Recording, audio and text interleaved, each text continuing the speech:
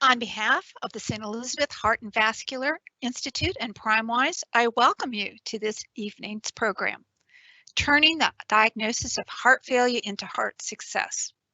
I am Janelle Ndelemba, Director of PrimeWise and Volunteer Services at St. Elizabeth, and I will be your moderator for this evening. Let's get started, and I will introduce our first presenter, which is Dr. Kierthy Narcetti.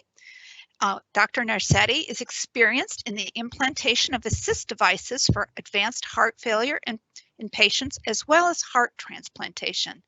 He is a heart failure specialist with St. Elizabeth's Heart and Vascular Institute, board certified in internal medicine, cardiovascular disease, advanced heart failure, and transplant, as well as he has done fellowships at Emory University and Michigan State University.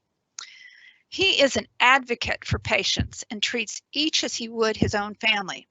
He is fond of saying, working together as a team, in it together all the way. In addition to medicine, his passions include tennis and being with his wife and 2 young children. Dr. Narcetti is joined this evening by surgeon Dr. Mario Castillo-Sang. He is a cardiac surgeon with St. Elizabeth's Heart and Vascular Institute, a board certified in thoracic and cardiac surgery. He specializes in minimally invasive mitral valve surgery. As one of the nation's leading experts in heart valve surgery, he is also skilled in implanting assist devices which aid the heart's pumping action in people who have severe heart failure. During his general surgery residency in Toledo, that is where he met his wife, and a native of Cincinnati, who is a urologist in Greater Cincinnati. They have 2 daughters. At this point, I would like to turn the presentation over to Dr. Narcetti. Good evening, everybody. Welcome to the Heart Month. We have dedicated the month of February for prevention of heart diseases. And it was started since 1964 under President Lyndon Johnson, who actually saw the need for dedicating a month because heart disease is the #1 killer, and it is the #1 killer among all the diseases that we have that are prevalent over here. So if you look at the prevalence of heart disease worldwide, there are 400 million people who suffer from heart disease. 1/3 of the global deaths result from heart disease and stroke, and 18 million people across the globe die every year from heart disease. So if you look at how big the problem is here in our country, United States, again, it's the leading cause of death in men, women, and racial ethnic groups across both male and females. Every 36 seconds, a person dies from heart disease. And there are 655,000 deaths a year. And if you look at the cost alone, it causes $200 billion.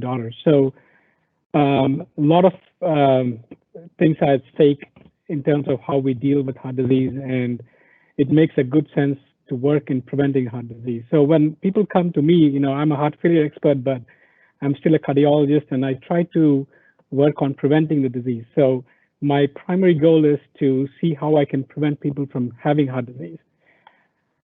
Again, this slide shows you the impact. As you see, heart disease is the #1 killer. Cancer comes in #2. That slide illustrates how big the magnitude of problem is. So in terms of risk factors, there are risk factors that you could control and that you couldn't control. The risk factors that you couldn't control is age. As we age, a lot of people end up having heart failure. Males are more prone to heart disease than females. White population are more prone to heart diseases. When it's compared to heart failure, it's African Americans who are more prone to heart failure. And there's family history. And these are the risk factors that you probably would not have much control on. You can't decide who your parents are. But then there are risk factors that you could control, that you could try to prevent having heart disease by trying to work on these risk factors. People with high cholesterol, diabetes, high blood pressure, smoking, alcohol, drugs, obesity, and physical inactivity. These are all the risk factors that contribute to people having heart conditions, cardiac disease, and heart failure. I would like to throw some light on some of the risk factors. Cholesterol, what is cholesterol? Cholesterol is actually necessary for us. It helps to have hormones. It helps as a part of some enzymes that you need in your day-to-day life. There is something called bad cholesterol. When you talk to a physician, you say, what is a good cholesterol and what is bad cholesterol? LDL is called bad cholesterol and HDL is called good cholesterol. So 65% of the body cholesterol is produced from the liver and 35% of the cholesterol comes from your diet. The normal levels, total cholesterol is 200 milligrams per deciliter. If you look at the bad cholesterol, the level is 100 milligrams, less than 100 milligrams per deciliter. Good cholesterol should be more than 40 milligrams per deciliter, and triglycerides should be less than 200 milligrams per deciliter. And the recommendations from the American Heart Association is you need to test your cholesterol level once a year. And this number is something that always fascinates me, that reducing cholesterol level by 10% will decrease your cardiovascular disease risk by 20 to 30%. So that's a pretty great statement.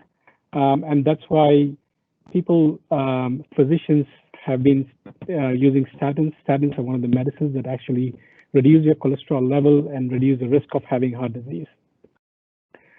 Blood pressure, again, a lot of people will be surprised when I tell that, okay, blood pressure is a risk factor for heart disease.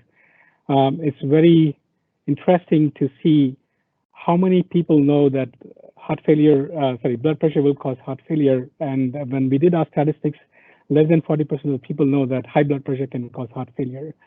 Again, that's why this month we try to increase the awareness about what are the causes, and blood pressure is one of the causes of heart failure.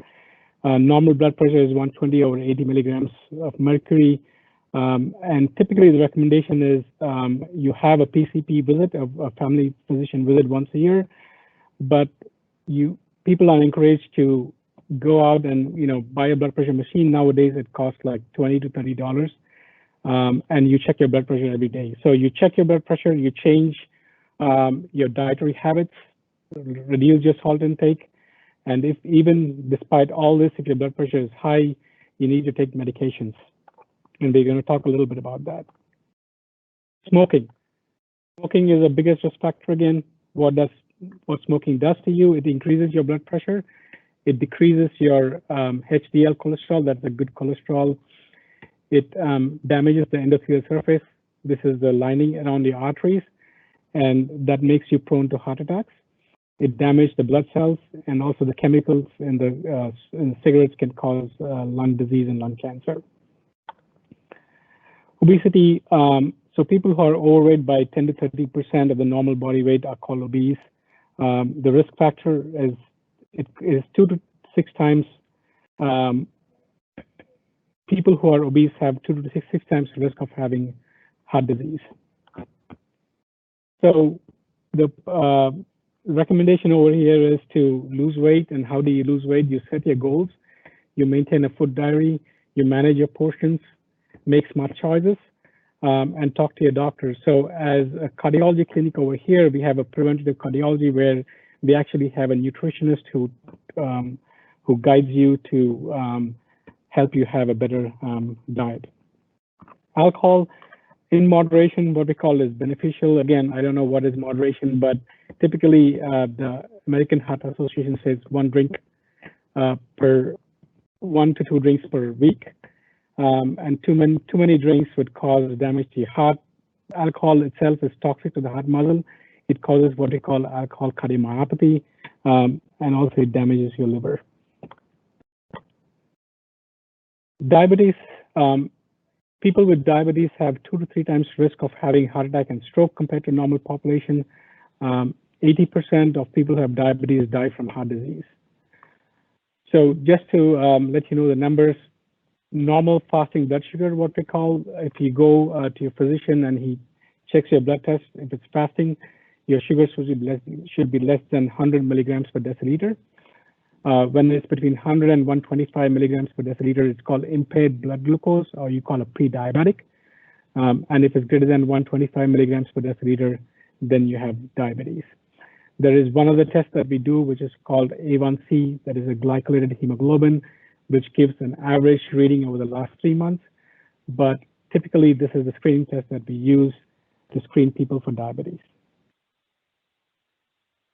Now, what can I do? This is a pretty simple slide that American Heart Association has put together.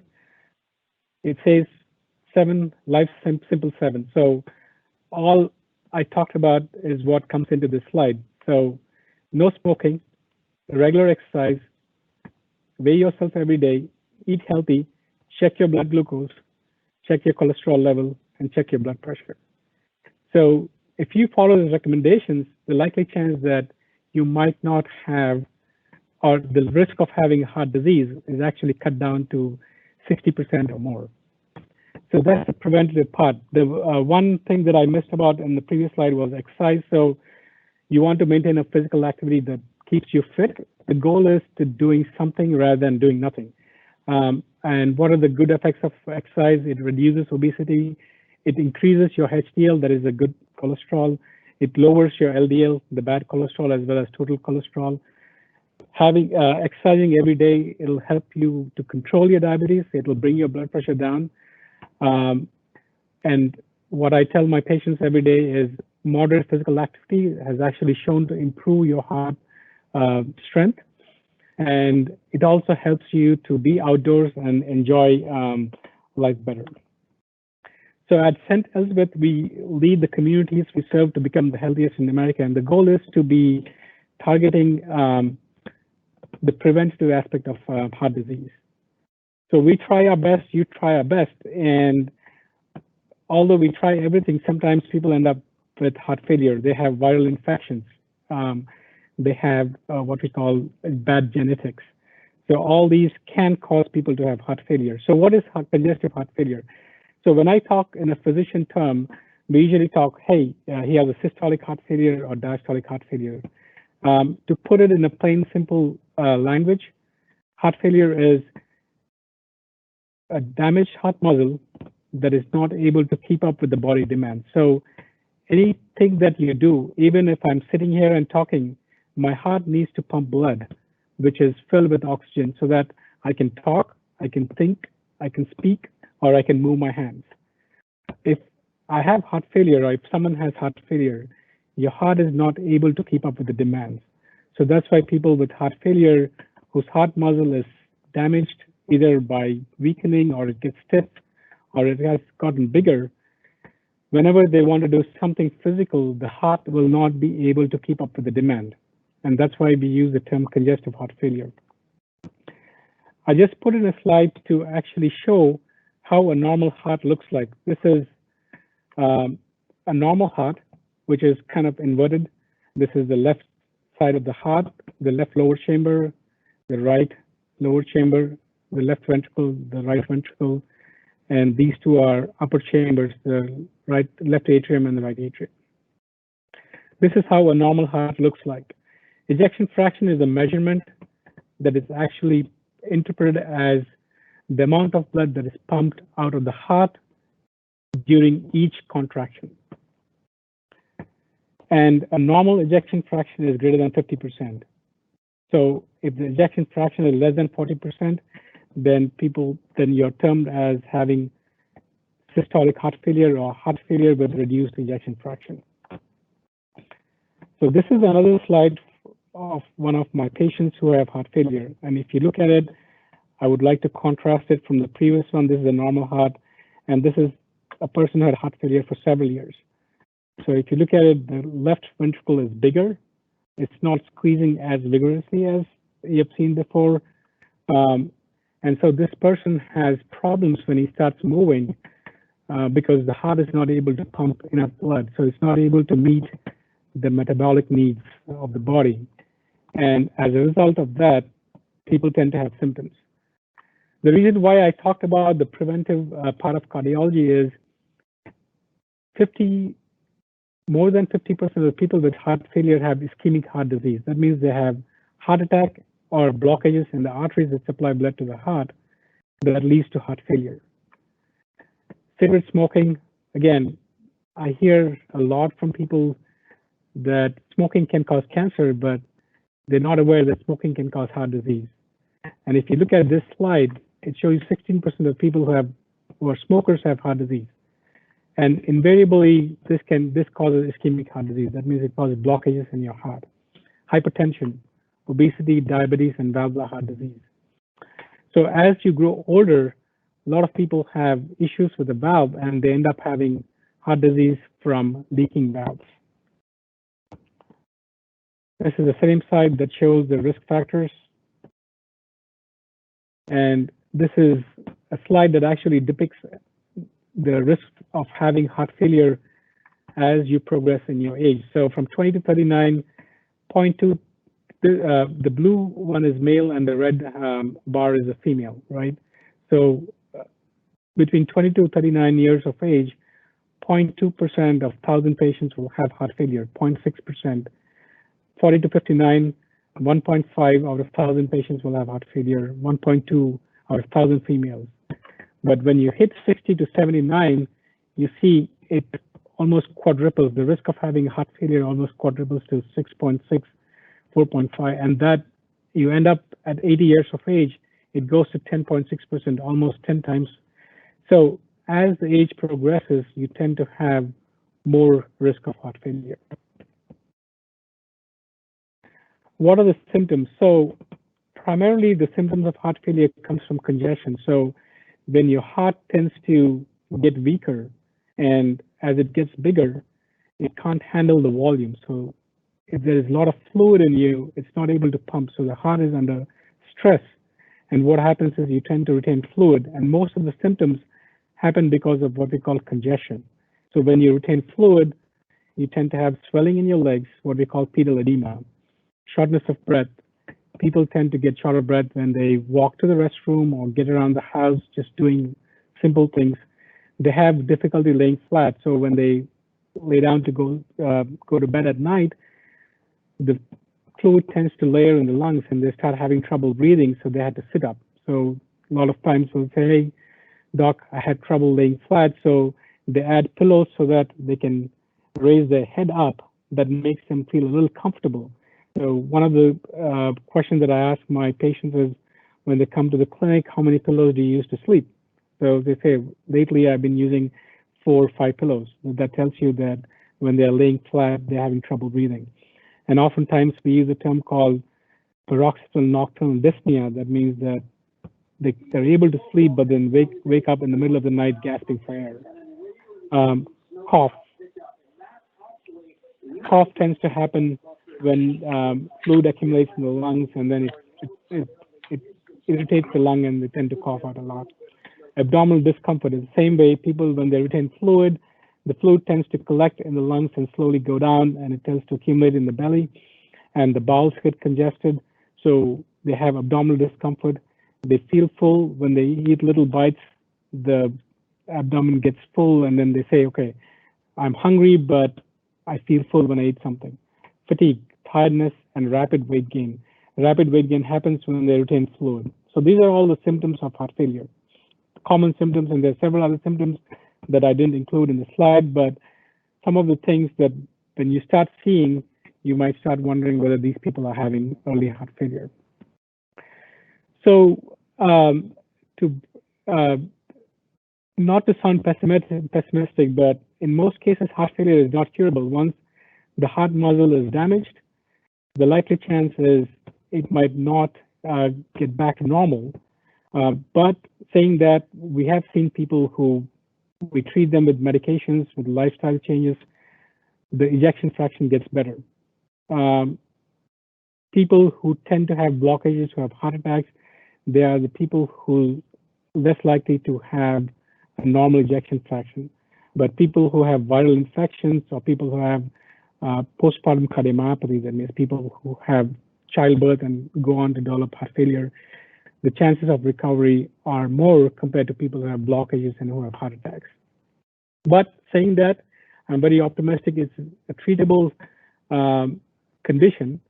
The goal of the treatment is to prevent people from having symptoms, and that is the primary goal. What we do for that is to correct the underlying causes. What are the causes? So we make sure that the blood pressure is well controlled. We make sure that if there are blockages, we take care of the blockages. If there are any valve issues, we take care of the valves. So it's a very multidisciplinary approach. And if you haven't heard this term out there, it takes a village to take care of patients with heart failure. So there's a big team. There's a team of physicians, there's a team of dietitian, there's a pharmacist, there is a social worker. So day to day, we all tend to collaborate to make sure that we give a maximum chance for the patient to succeed and have a good quality of life. So as a part of that team, we encompass medications, exercise, diet, and team. So that's the team of the day. And when I see patients with heart failure, I tend to ask them, what is your role in how we treat? So we give 100% and I expect the patients to give their 100%. And what is your role is to know your medications. First and foremost, I ask patients to know the medications very thoroughly, in and out. They need to know the doses of the medicines. They need to know when they take them and how they take them. Because if you step up in responsibility, half of the battle is won. As a part of the rule, I ask them to monitor the weight every day. So I ask them every day in the morning when you wake up, try to get your weight, have a scale. Because when you start weighing yourself, you know that when you start having fluid, that's when the symptoms start. So we can do a preemption. So that means that, say, you weigh yourself, you gain 2 or 3 pounds, you don't gain weight overnight for nothing. That means the fluid is building up in your system. So what do? We use medicine.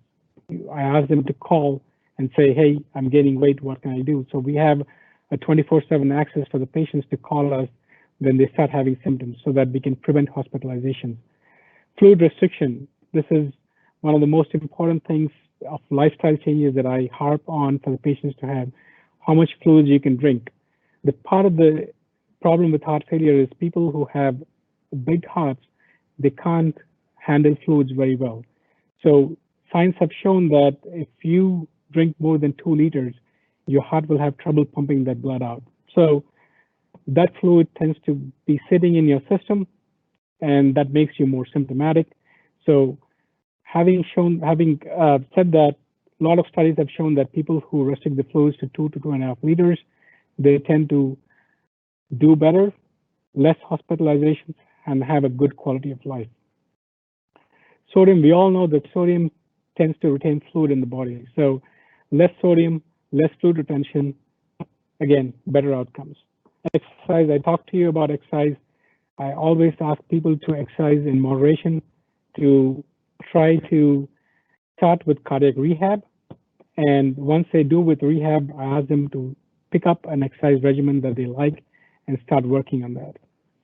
So this is a slide that actually depicts, so I tell people to have a jar that has 2 liters of fluid in it.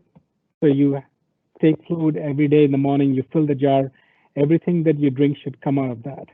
And people who own that, whatever they do, everything should come out of the jar.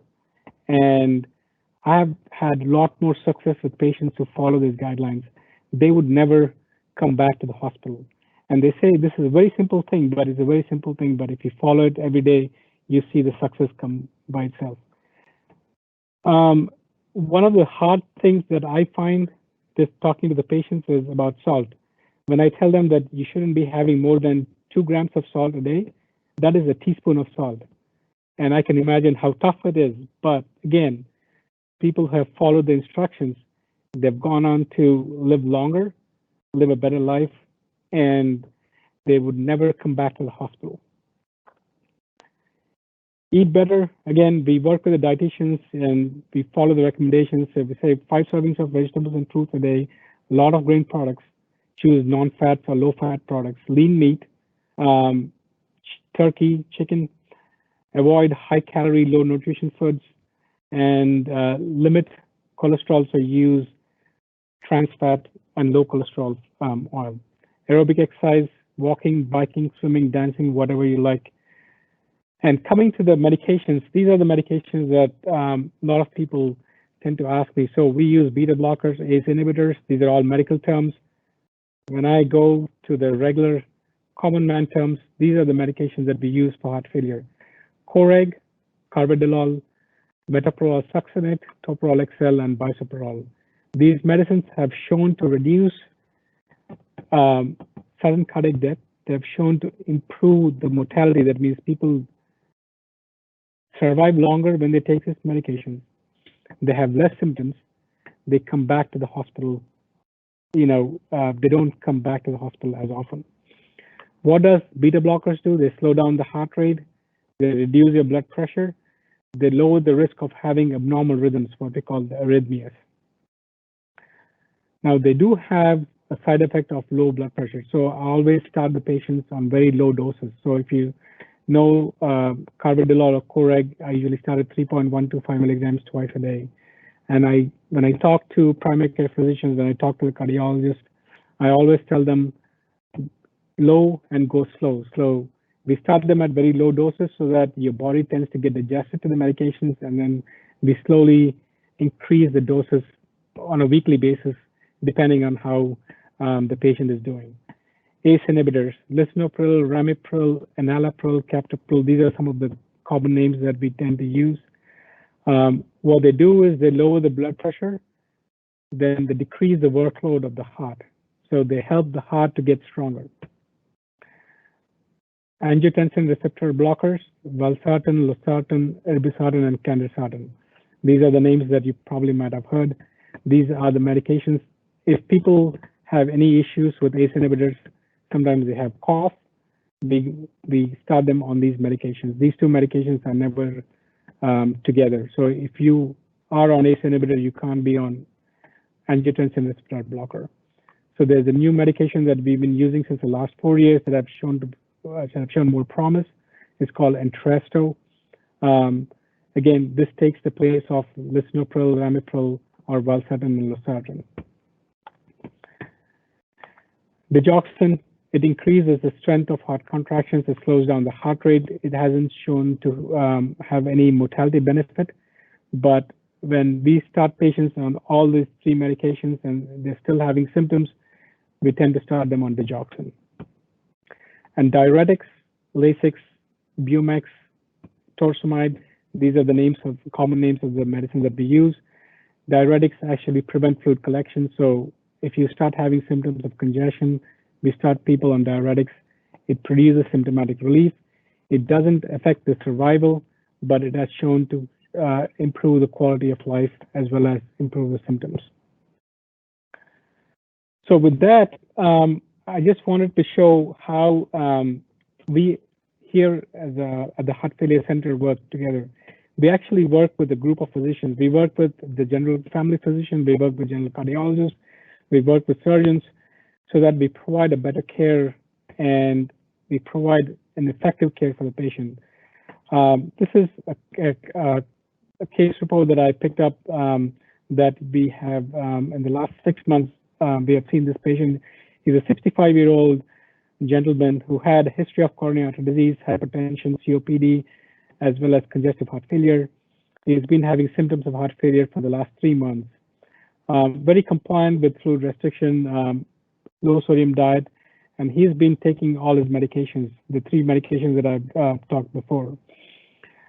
So we did an echocardiogram and we found out that his ejection fraction was very low, and he had a leaky mitral valve, and one of the leaflets had little perforation. So in this situation, we discussed about what needs to be done. So he was not at a point where we can offer a transplant or Lvad because he's still, he was not that symptomatic that we have to escalate the care. So we had a team meeting and we said, well, because his valve had a perforation, he's not a candidate for a mitral tube, which is a minimally invasive procedure that we do here. So we asked Dr. Stang to see him. And I have little slides here that actually show you how severe his valve is leaking over here. This is the mitral valve. This is the left side of the heart. And you see this color that goes through that is showing that the valve is leaking. Again, this is another view of the heart. This is the mitral valve, and you see the color, and you see how much blood is flowing back into the lungs.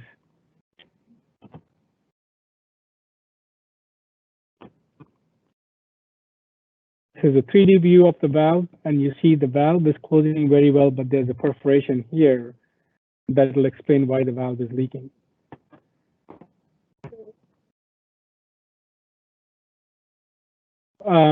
Well, we made a plan for him, and unfortunately, he came in really sick, and he was in shock where his blood pressure was low. So Dr. Sang saw Dr. Sang, and one of my colleagues saw him in the hospital in the ER, and we said he was acutely sick, and we need to support him somehow. So we used a device called an Impella, which is a percutaneous device that is used on a temporary basis to support the heart. So Dr. Sang and our colleagues took him to the cath lab, put this device in, stabilized him, made him stable, and Dr. Sang took him to the OR and did a minimally invasive surgery to repair that mitral valve. And he came out of the surgery very well. He had some renal issues which got resolved, and he's out walking in the community now. So this is how the team works. So we have our St. Elizabeth primary care physicians who are tasked with doing preventative care, and we have preventative and non-invasive cardiology and the cardiology group, invasive cardiology group that does the heart cath and take care of the blockages. We have a structural team that actually take care of the valve issues percutaneously, and we have an advanced heart failure team which comprises of surgeons and heart failure physicians. So with that, sometimes we do our best and everything else fails. So what we do is, well, we did everything, and I think we have to move on, and that's when we talk about advanced heart failure and left ventricular assist device that Dr. Kierthy Narcetti will throw some light on. With that, I end my talk.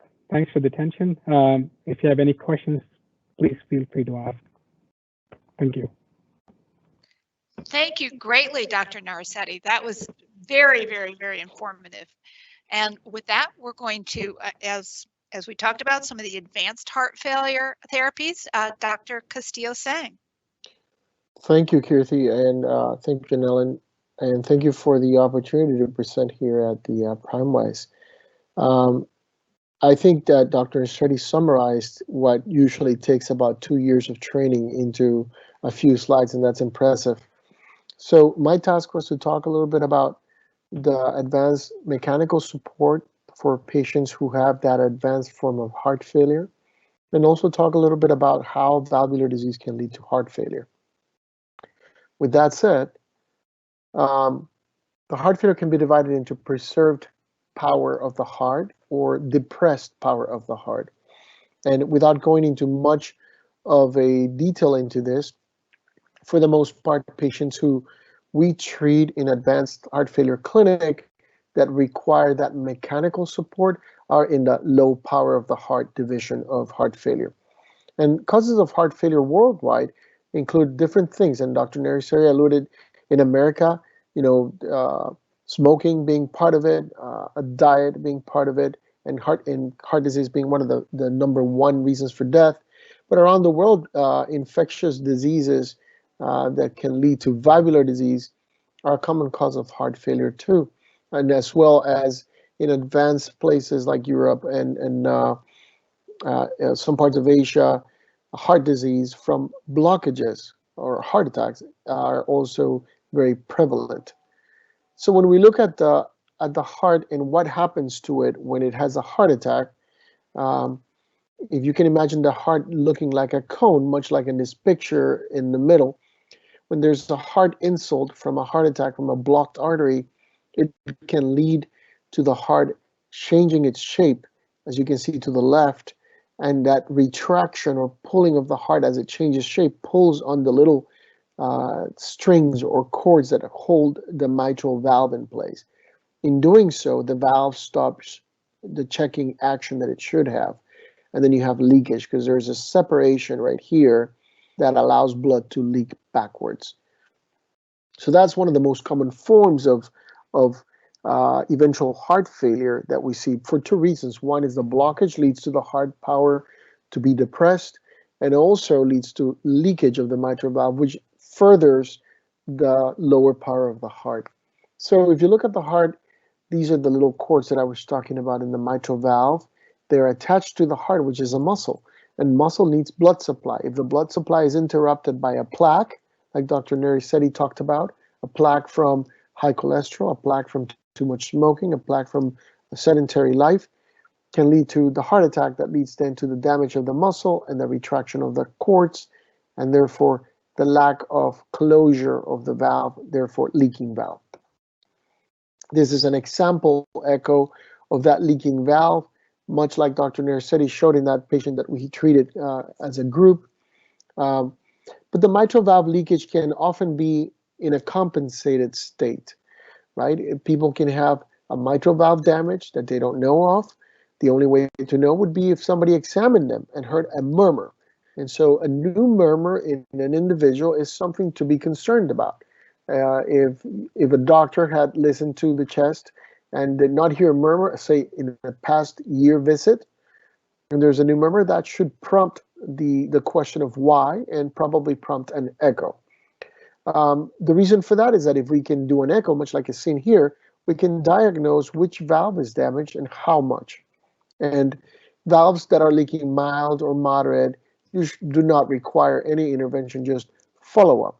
Valves that are leaking severely oftentimes can be followed, especially if the patient is asymptomatic and especially if the patient has not shown signs of damage to the heart or what we call cardiomyopathy.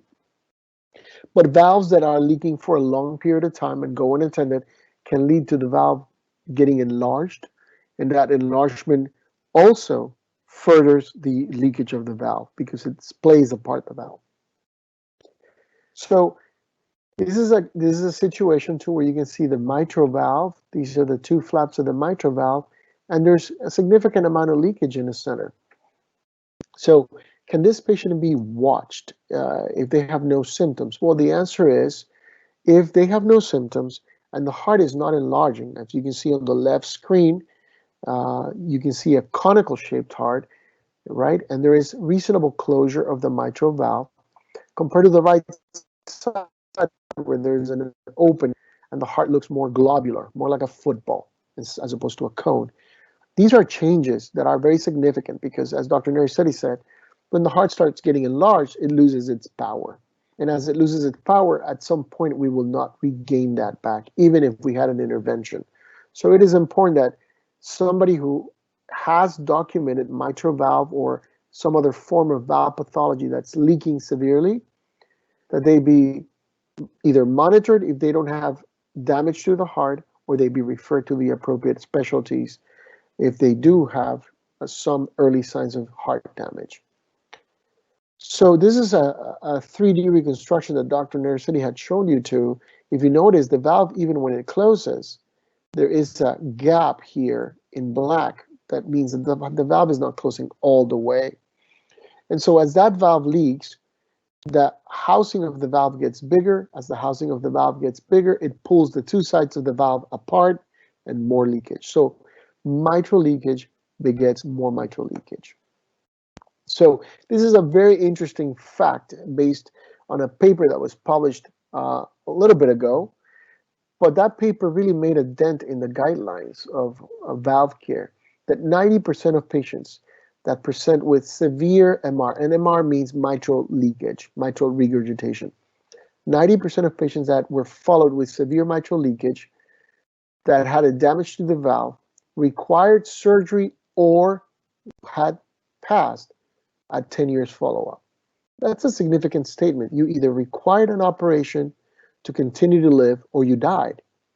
And 30% of those patients had something called atrial fibrillation, an abnormal rhythm of the top part of the heart, which can lead to stroke. 30% of them. 63% of them were in heart failure. So yes, if you remember the slide that Dr. Narcetti showed, that valvular disease is not the biggest driver of heart failure, it is still one that when it occurs, it has this outcome, as you can see here. So it's important to identify it and treat it. One other study that's been also looked at for the guidelines too is in asymptomatic patients that have normal power of the heart, they had a 5-year combined incidence. They had already mitral valve leakage, but had no symptoms and had normal power of the heart. They have atrial fibrillation or heart failure or cardiovascular death in up to 42 of all the patients followed for 5 years. That is a significant number. And remember that mitral valve disease can happen at all ages, right? It is more common to present in the older population, I'd say 65 years and older, but it can happen in younger individuals. In fact, it actually does start in younger individuals many times when it's the valve itself that's damaged. So without getting too further into the mitral valve space, it is important to remember that mitral valve leakage begets more mitral valve leakage by way of damaging the power of the heart. And when that power of the heart is set in, when it has set in, you become a decompensated patient, where now you have the symptoms that Dr. Narcetti well described of shortness of breath, doing a little bit as opposed to heavy activity. Now the walk to the bathroom, the walk to the living room becomes fatiguing or can give you shortness of breath. So that's an important fact. This is a study that has shown that when people have mitral valve disease, the heart changes. Over time, the heart will get ballooned out, distended, and even if you repair the valve or replace the valve and fix the leakage, there are some who will not show recovery of the heart after the operation is done. The heart will stay enlarged in the diameter as opposed to recovering and getting smaller. So there are true consequences. So if you were asked, what are the connotations of this? Somebody who has severe mitral leakage, just as an example, and has no symptoms initially, right? Here's the point where the person develops severe mitral leakage. And as you go up in time, you start developing changes to the heart. The heart gets larger, distended, and it starts to lose its power further down the road. But the patient may not have symptoms even at that point. The patient may develop symptoms down here. By the time we're there, months, perhaps years have passed, more often years, and at that point, the heart has suffered irreversible damage. And we have no other option but to either do the medication management that Dr. Narcetti had described and or go to the recourse of a pump assist, which we'll talk about it in a second, or even a heart transplant. So why can we have different tools? Dr. Narcetti talked about that patient that we treated who was not a candidate for the percutaneous clip and underwent a high-risk operation that was performed, like as you're seeing it here, through a small incision, about a 2-inch incision or 1.5-inch incision to the right of the chest. The head of the patient is to the left of the screen and the feet are to the right. And all this movement that's happening here, this little fast-forward movement is being reflected inside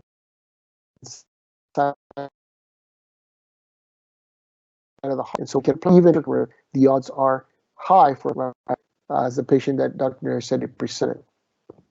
So this is a minimally invasive valve operation and is done through an incision that is this big. So what about left ventricular assist device? Here I show 3 pictures because they show the evolution of what has happened over time with assist devices. When I started learning how to implant these pumps, it wasn't even this pump to the left. There was another one back here that I took away because it's been out of the market for many years. But this is called the Heartmate Pump. And this is a Heartmate 2, and there was a Heartmate 3 pump, which is what we implanted at St. Elizabeth. And this permanent implantable pump goes in the tip of it's a left ventricular assist device. So different to what Dr. Narcetti had shown, which was this pump that goes in the left ventricle that is implanted through the groin. This one is implanted through open heart surgery. And it is implanted in the tip of the heart, and there's a connection to the aorta, or the main artery that drains the blood out of the heart. So the blood is drained out of the left ventricle, the part that's dilated or enlarged, and is propelled by a magnetically levitated pump, impeller that moves to the aorta, therefore assisting the patient in the power of the heart that is not there on the left side. This is an LVAD. And this is the sequence of events. This was the old Heartmate XVE that later became the Heartmate 2 in the early 2000s. And the Heartmate 2 became the workhorse for most centers that implant up to about 2018, when the Heartmate 3 really came into market and became the preferred pump for implantation. So these are magnetically levitated pumps. They have no ball bearings. This is an example of how it works. There's an impeller internally that is magnetically levitated and propels the blood in an axial flow. Centrifugal flow, sorry, in a centrifugal flow. The blood gets pushed centrifugally through this tube that goes to the aorta. So it's a very clever way of doing this. So mechanical circulatory support is important because for many patients there are not many options for these patients. The first one is that many deaths are attributed to heart failure. In the UK, the prevalence is 23%. In the US, it is estimated between 1 and 3%. So that's 6.2 million people that live with heart failure, right? 50% will die within 5 years, and 90% will die within 10 years. And the time that it takes for that to happen, living with heart failure, as Dr. Narcetti described before, can be very challenging and difficult. This is the same data showing that that there can be a significant problem.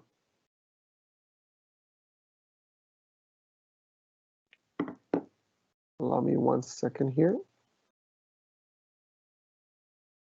So what do we do with Lvad implantation?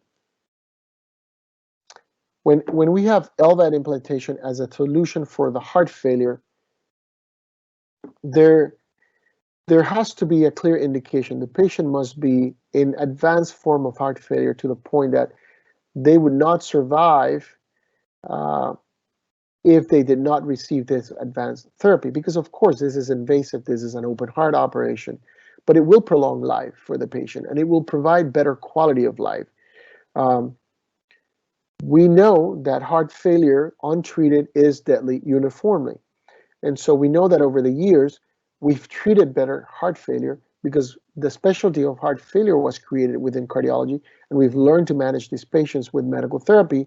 But for those who are not a candidate for medical therapy, it is important to be able to offer them something that will prevent death, right? And so in the old days, and the old days is not that long ago, we would talk about bridge to transplant. So if you had heart failure, you would be offered, advanced heart failure, you would be offered a transplantation if available, if you were a candidate. But of course, hearts, we understand, are not on the shelf. And by nature of the procedure, somebody has to pass or die to donate the heart. And the number of hearts procured to the number of people in need is completely unbalanced. And so these pumps that we're talking about were created to help with that. Therefore, bridge to a transplant. Allow that patient to live longer to get to a transplant center. We know that this technique of implanting LVADs improved the survival for those patients and prolonged the life for many patients that then later got to transplant. But then over time, we learned that these patients could also live long-term with these pumps. These pumps became more reliable, especially as we got closer to the Heartmate 2 and the Heartmate 3. And this is the data that shows that the Heartmate 3 definitely improves the survival of these patients, even compared to the older pump, the Heartmate 2. So not only does it survive, the patient survive longer to a transplant, but they can survive longer, period. And that data is very, very powerful.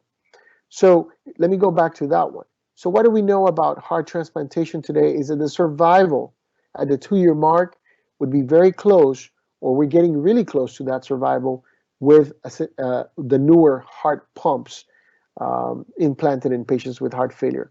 That is to say that conceivably, if we overcome some of the complications that we can talk about in a minute, we can afford that patient a survival that is closely similar to a heart transplantation.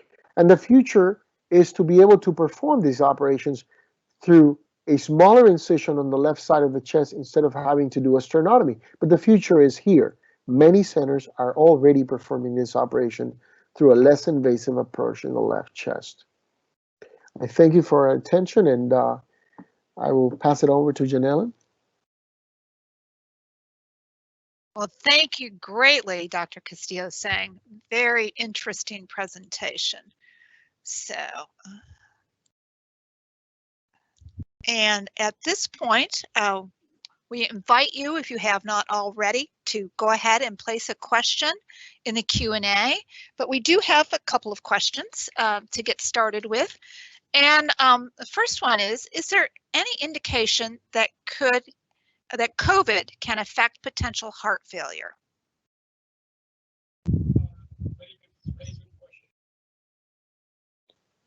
Kierthy, I think you're muted. Very good question pertaining to the current situation. So we all know that viral infections can cause heart failure. We haven't seen COVID per se cause heart failure. What we have seen is it can cause what we call myocarditis. It's the inflammation of the heart muscle. And what we have learned over a period of time, especially in the last few months, people who had COVID, they are more thrombogenic, that they tend to form more clots. And these clots are everywhere, especially in the arteries that supply blood to the heart, the coronary arteries, what we call. Our cardiologists have seen that people who had COVID and who came with heart attacks, they had a large thrombus burden. That means that the clot in the arteries was really thick. So in that way, there are people who had heart attacks from COVID. We here have seen people who have myocarditis, but it's not as prevalent as we see with viral cardiomyopathy. But for your question, yes, there is a risk of having cardiomyopathy from COVID itself. But what we are seeing is people who are more prone to have clots and have heart attacks from the clots. Great, thank you very much. So here's another question. What are the best preventative tests for heart health for women of color at risk? So very good question again. Traditionally, we have seen there's a lot of studies going on with regards to women of color, especially with women, because women typically present with very atypical symptoms compared to males. So if you look at people who presented with heart attacks, males typically present with, chest pain, which goes to the left side of the arm or to the neck, but females don't present that way. So there's a lot of research that went on, and there's a lot of focus on having preventative cardiology for the females, and especially for the women of color. So people who are from who have African American background or Asian background, they are more prone to have high blood pressure. And that's typical, that's true with the males as well. So what we are trying to do is trying to screen more of these people, try to reach out to the primary care physicians as well as cardiologists who does prevention, to screen more females, especially of color, for high blood pressure. for people who are, especially who have pregnancy, these females are more prone to what we call postpartum cardiomyopathy, and that stems from blood pressure as well, because towards the end of the third trimester, they have high blood pressure, they have a situation called preeclampsia, and eventually they end up having postpartum cardiomyopathy. So there's a lot of focus on that. Again, the preventative part is what I've talked, basically my slides, try to screen them for high blood pressure, screen them for diabetes, especially in African American population, Asian population, as well as Hispanic population. Thank you. So Dr. Castillo-Sang, I believe that this one's for you. So who is a candidate for advanced treatments for heart failure?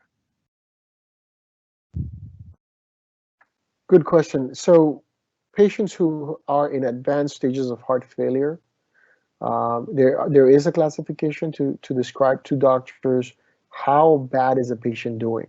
It's a New York Heart Class Association classification, and basically it is, Dr. Narcetti touched upon that.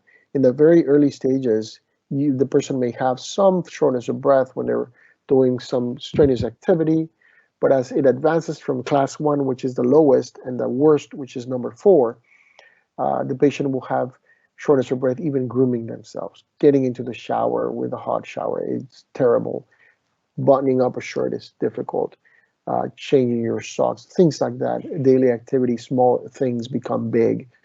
Those patients who are not thriving with that, who have depressed power of the heart in a 25% or less, patients who have or are failing maximal medical therapy to try to keep them in a stable condition, become then support candidates for support with LVADs. And so the natural sequence is that those patients are being followed by cardiologists like Dr. Narcetti and his partners, are being managed aggressively with medications and overall habits. And if that gets to the point, as expected, that it gets worse beyond what the medications can do, that is the patient who then becomes a candidate for advanced therapies. Great. Thank you very much. So one of our participants asks or shares that they have had 2 AFib issues. They're just finishing up at St. Elizabeth Edgewood Cardiac Rehab. Now, what's next? Sorry, I didn't get the question. 2 AFib? Yeah, so this participant says that they have had 2 AFib issues, and they're just finishing up cardiac rehab. So what's the next step? It's a very broad question, but atrial fibrillation is something that it's an irregular heartbeat. It actually occurs because the upper chamber of the heart is beating irregularly. Most of the times, there are several factors that can cause atrial fibrillation. Again, as I've told you, uncontrolled high blood pressure, people who have heart disease, heart failure itself can cause atrial fibrillation, and people sleep apnea. So you try to tackle these factors that cause atrial fibrillation. So once you correct them, the likely chance that you have atrial fibrillation again is pretty minimal. But saying that, there is a risk compared to normal population. It's a good thing that you finish your rehab. What I would say, as I would recommend to my patients, is the things that you liked at rehab, you want to continue doing that. Not so maybe for an hour, but 30 minutes every other day. And if you continue doing that, you stay conditioned. And again, follow up with your cardiologist once every 6 months to a year, depending on how soon he wants to see, and doing the right things. Again, some of the trigger factors for atrial fibrillation is alcoholism, thyroid problems. So if they address all these problems, it's most likely that you probably might not have another episode of AFib. Now, atrial fibrillation can be controlled with medications, and if medications doesn't help, and if you correct the underlying causes that cause atrial fibrillation, there are therapies sometimes what we call radio frequency ablation.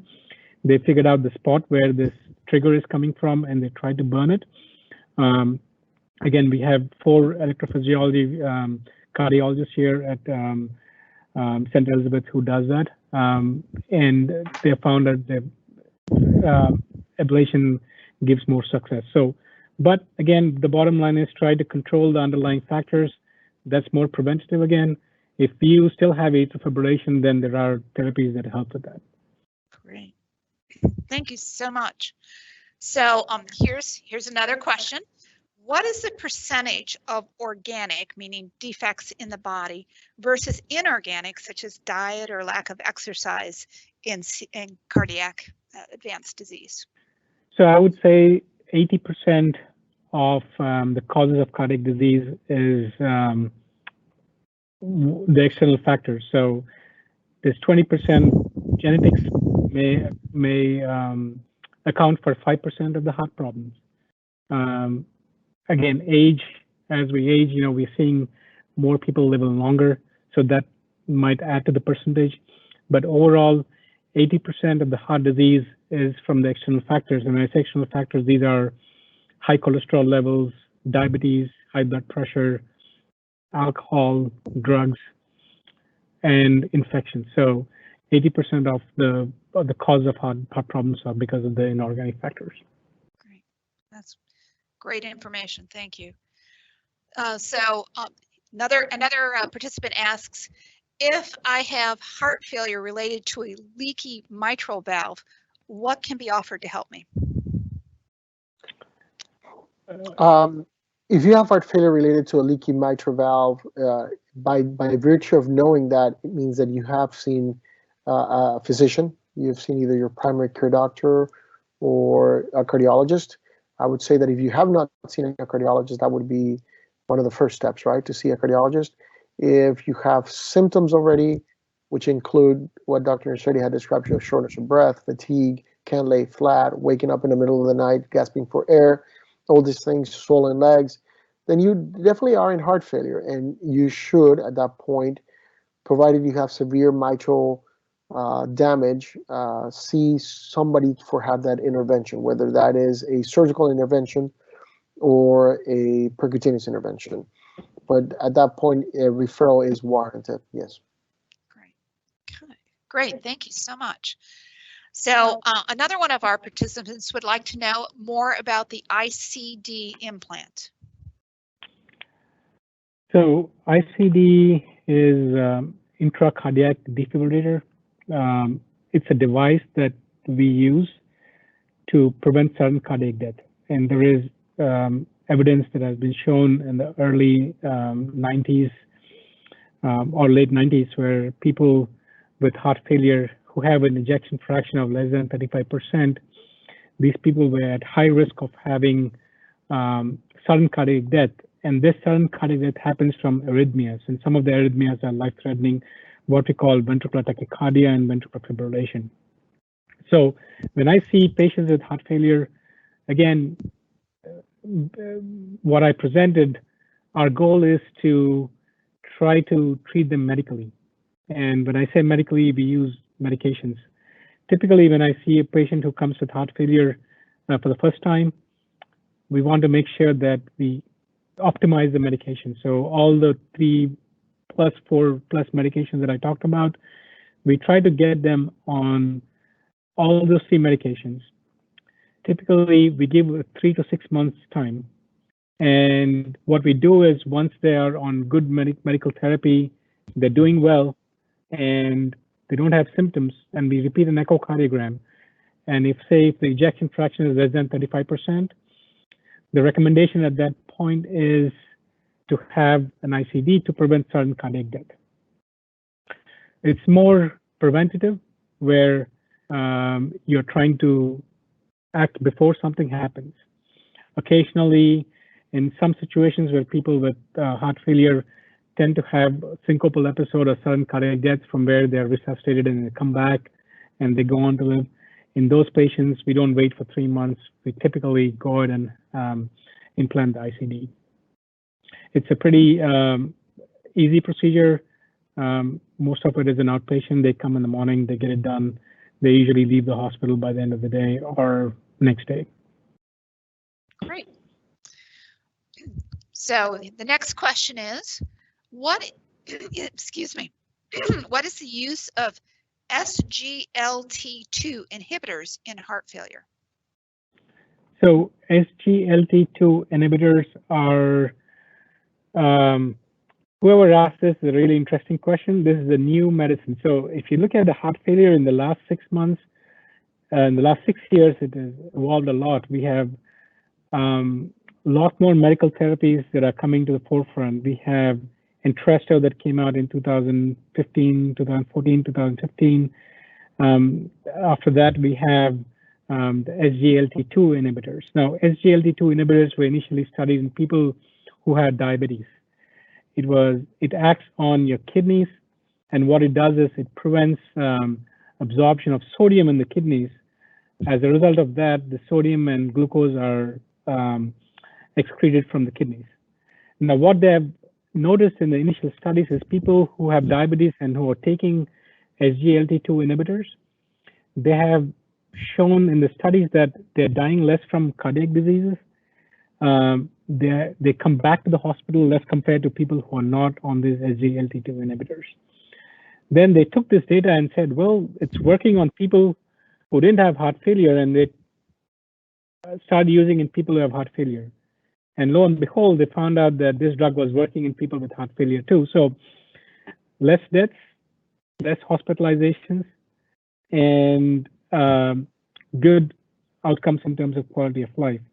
Now, how it works, something is of a mystery. I can't make up anything at this point, but I can tell you they are talking about potential benefits of this drug on endothelium, the lining of the arteries. Typically, when people have diabetes, high glucose actually damages the lining of the arteries that supply blood to the organs of the heart. And what this glucose does is it damages the lining, and then it causes the plaque formation. That's where the plaque build up and you have heart attacks. So they think that it helps prevent the damage to the lining of the arteries. It prevents fibrosis. So people with heart failure, they tend to have these hormones inside the body that attack the heart muscle and cause more fibrosis and cause more stiffening. They think that these Sglt2 inhibitors prevent that fibrosis. Neurohormonal remodulation, there's a big term that we use for people in heart failure. So there are several benefits that they think that comes out from these medications, but the good thing is they've already seen the promise that this drug works. Now the next step is how it works is something for us to prove, but it has actually added a lot of benefit.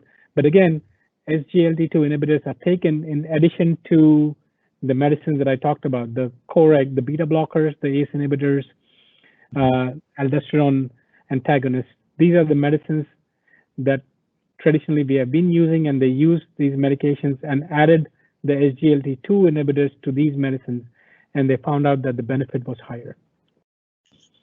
Always nice to hear about some new advances and new options in medication. So next question is, what does ejection fraction mean? What is a good or bad ejection fraction?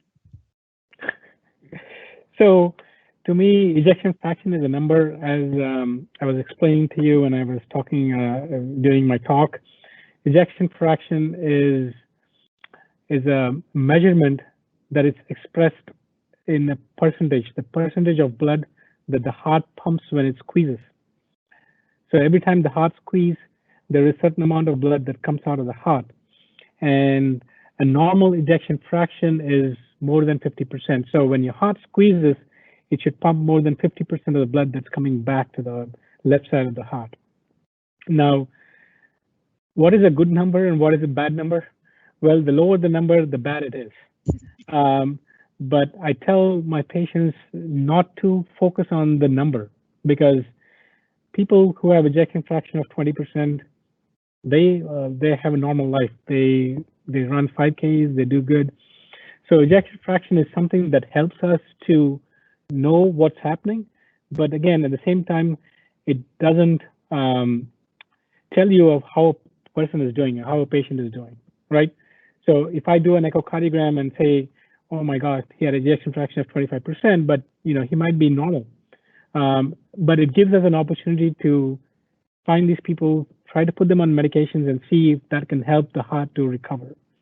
Obviously, over a period of time, the heart muscle tends to get weaker and weaker. And as Dr. Cassius-Sang said, once we hit the number of 20% or below, and with medications, people do good.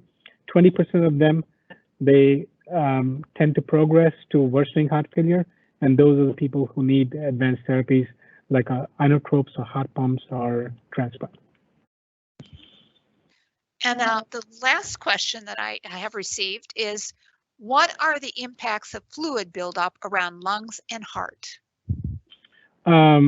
If you're listening to my talk, again, that's what causes symptoms. So heart failure is, the symptoms of heart failure comes from the burden of retaining fluid in your system. So whenever the fluid collects around, your heart or in your lungs, typically what happens is you feel a sensation that you're drowning, because when you lay flat, the fluid layers and you can't breathe. So you have to sit up. That's why people who have heart failure and who have fluid, they tend to see swelling in their legs. Typically, that's where the swelling starts from. 70% of the time, the fluid accumulates in the lower extremities, in the legs, because of the gravity. But occasionally, there are people who present with fluid in the lung, fluid around the lungs, what we call pleural effusion. When that happens, typically it irritates your lung. People have a lot of coughing. They're short of breath. They have trouble walking. They have trouble breathing, and they can't lay flat. They use a lot of pillows to prop them up so that when they prop up, they feel a little better. Even when they're sleeping at night with the pillows, sometimes they wake up gasping for air because the fluid tends to make them, the fluid tends to get worse when you lay flat, and then at night they start having trouble breathing and they have to get up, run to the window, open the window and get a fresh air. So these are all the symptoms that they tend to happen when they have fluid around their lungs. A nice wrap up. So this is the part of the presentation where if we were in person, we'd all be applauding. So thank you so much to our heart failure specialist, Dr. Narcetti, and our cardiac surgeon, Dr. Mario Castillo-Sang, both of them with the St. Elizabeth Heart and Vascular Institute. So on behalf of the Heart and Vascular Institute and PrimeWise at St. Elizabeth, our free membership resource for adults 50 years of age and older, we thank you for joining us today. And we are going to ask you for your feedback. So you will be emailed a link to a survey, and we ask you to please take a moment to complete this short survey and providing us with your input so that we can provide additional programs that meet your needs and improve what we do. So thank you so much for joining us today.